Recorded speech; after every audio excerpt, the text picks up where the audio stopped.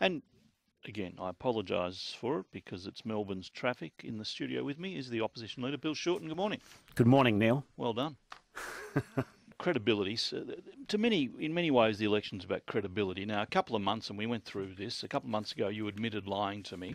You've replaced two leaders to whom you profess loyalty. Malcolm Turnbull's only knifed one. Why should people trust you now? Well, to go towards that radio interview back in the day, I've said to you then, and I'm happy to say it again, that whilst we were under pressure at the time, I shouldn't have given the answers I did. I don't want to revisit that. I'm talking about credibility generally. Oh, Why are you more credible than the Prime Minister? Because we've got positive plans for Australia.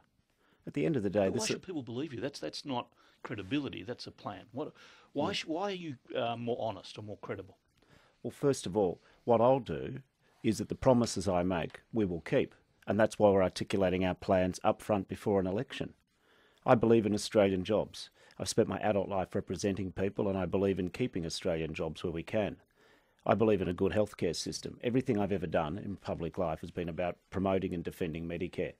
I believe in the power of education to change lives, and everything I've ever done is to vote to help improve our schools and support our schools. Its consistency is the best guide. Well, we all believe in those things. The point is, why should we believe it? You when you say you'll do it, or Malcolm Turnbull? Are you a more credible person than Malcolm Turnbull? Well, I'm fortunate because I don't have to pretend to be what I'm not. As leader of the Labor Party, I and the Labor Party have the same set of values. I don't think Mr Turnbull does have the same set of values as the party he leads. He's had to change a lot of his views since he became Prime Minister, views he was stating immediately before becoming Prime Minister. For example, before he became leader of the Liberal Party the second time, he said he didn't want to lead a party who didn't have serious policies on climate change. No one seriously thinks that the Abbott policies on climate change, which Mr Turnbull's kept, are serious about tackling climate change. A couple of personal things you may or may not want to answer. Is it true you've been having voice lessons? I get advice from lots of people. Acting lessons? No. The zingers, are they prepared? Which ones? Which well, jokes? I don't know. The ones that they come off the top. I've discovered that now I'm into my mid-40s, well, cleaning towards 50, and now I'm a dad. The jokes which I thought which made my mates laugh in their 20s have now been called zingers or dad jokes. Your wife's been attending press conferences and press events with you. Why? My wife supports me. She'd like to see Labor do well at the next election. Are we seeing the real Bill Shorten here? Yes, I'm sitting in front of you. You've been a bit of a larrikin over the years. Have you calmed down? Have you done a Bob Hawke? No.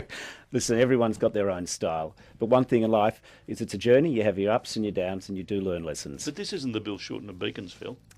Much more control. No, I think a lot of the values which made me the union rep I was at Beaconsfield and elsewhere, they're still there and they're very strong to who I am. Thank you for coming in. Thanks, Hope we Neil. can talk regularly. Look forward to it. The opposition leader, the alternative Prime Minister, Bill Shorten, coming up after the news, the interview with the father of those children in Lebanon.